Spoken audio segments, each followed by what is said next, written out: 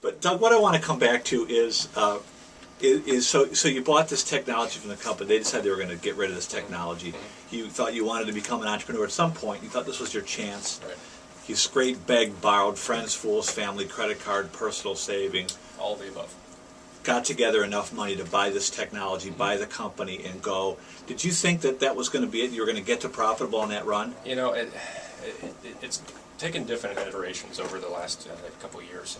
Initially, we thought, you know, I've got a line of credit for 100 grand, so that's all we ever needed. And then so we got into that, and I realized, okay, we probably need another 50. Okay, well that didn't work. Well, now we need to go raise Series A. So that was another, you know, several digits, another I think 600 on that one, and then another, you know, loan from this and a thing from that, and you know, we're into this big now, and it's like, wow, this is real. This is real time. Right. And then, you know, the thing that we've learned recently over the last year was that, you know, and this is something I got to stress to entrepreneurs that may or may not be listening, is you know when to throw in the towel on something that may not be working. That's a tough one, Doug. It's tough as hell, and you can't keep throwing money at something, and you know the definition of insanity is the same thing over and over again, expecting a different result. Right. And we were you know a few years into this before we realized there was a giant flaw in our business model, and we always called it an Achilles heel. Like, oh well, that's just our, you know, that's the problem with it, but the rest of it's great, and it was, but it wasn't until probably about, I want to say maybe 3 months ago, where we were like, holy crap, we've just figured out how to fix this. And it was changing the way that we sell. We actually increased our profit, and we made it where it's a kind of an unlimited plan now, that where we are able to forecast better for the next, you know, until we get to profitability. And it was just, you know, as soon as we figured that out, it was our just epiphany of, wow, we've got it now. And now we look at it. But it did take you 3 years. It took us several years, yeah. You know, our initial business model was, you know, how much per transaction, and that's it.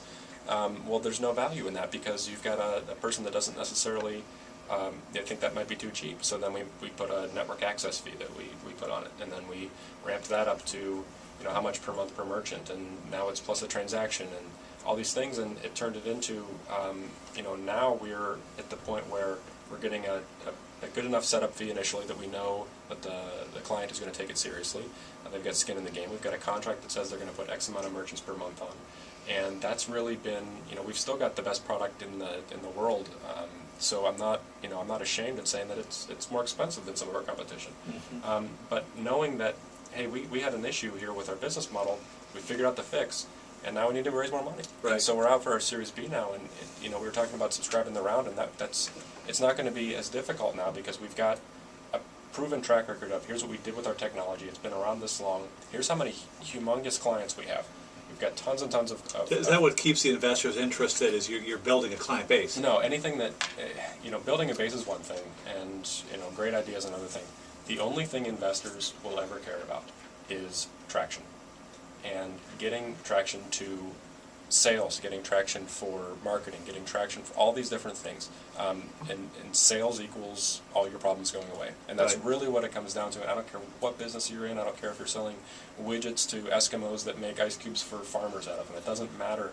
If it doesn't have sales, you don't have an idea. Right. And you know, Twitter or Facebook and these things that didn't have any business plan at all and just got huge, you know, they've got to figure one out, and it all comes down to sales. You know, people can only dump $1 billion at a company so long before it needs to start paying back someone. Right. I mean, you can't pay for things with tweets yet, so I don't know how, you know, that's gonna, you know, they've got to monetize that, and they are. But that's where, you know, anything we do now, it's based off of how does this impact our bottom line, because our investors need to see forward motion. You know, we doubled our revenue from January to February. We doubled our revenue from February to March. Congratulations. Again I mean, we just keep adding and adding and adding. Now we've got the traction that says to them, okay, now we're willing to go out to our friends now and ask for a different, you know, to pitch you to these guys. Doug, just a quick question of you. Most entrepreneurs are afraid to give up ownership in their companies. That's and I know we don't have much time left, so I'll speak to that immediately. Is that don't be. I mean, that's the only thing you can say to someone is don't be afraid. It's not. So the entity is more important. It is. Would you rather have 10% of a $100 million company or 100% of a company worth $50,000? Yes. Right. You know, that's what it comes down to. Right. And I have to even check myself on that one too. You know, Gary, I spoke at one of your things, the Tika Club, I think we were at last. I was there, yeah. It was about raising money, and you know, it was funny because one of my investors was in the audience of that, and we were going through that exact thing right there. So I was essentially making his point for him.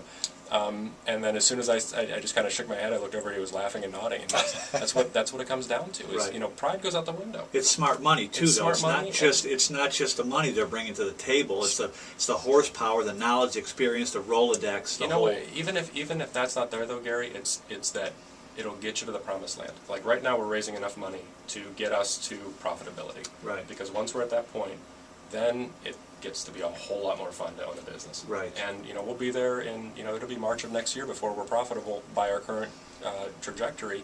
We may get there sooner, but because of the way we're set up now, it won't be past that. So now that's what they're investing in.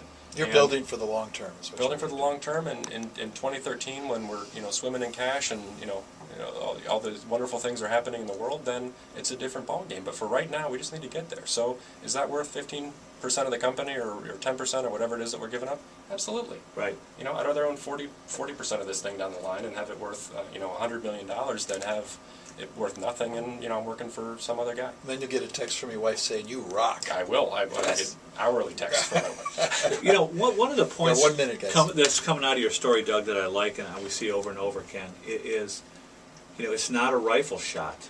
It's not a carefully planned, venture-backed business plan that just doesn't comes work. off. It doesn't work, and those are so by far the exception. Some of the biggest companies out there, Walmart, Waste Management, start as small opportunities. They're not sexy. They're not new technology necessarily. They just keep scratching away at the idea, and they wind up with a big company. So that's my advice: is keep scratching more. Yep. keep Doug, scratching. thanks a lot for Anytime, being Tim. with us today. This was very entertaining and very lots of lessons learned. It's a great show. Next week we have Ryan Carroll, who is 26 years old. He's won the Weatherhead Award now 3 years in a row. Took over an old school business in Ashtabula County. He's setting the world on fire. Through a recession. That's just showing off at that point. That's just. This is.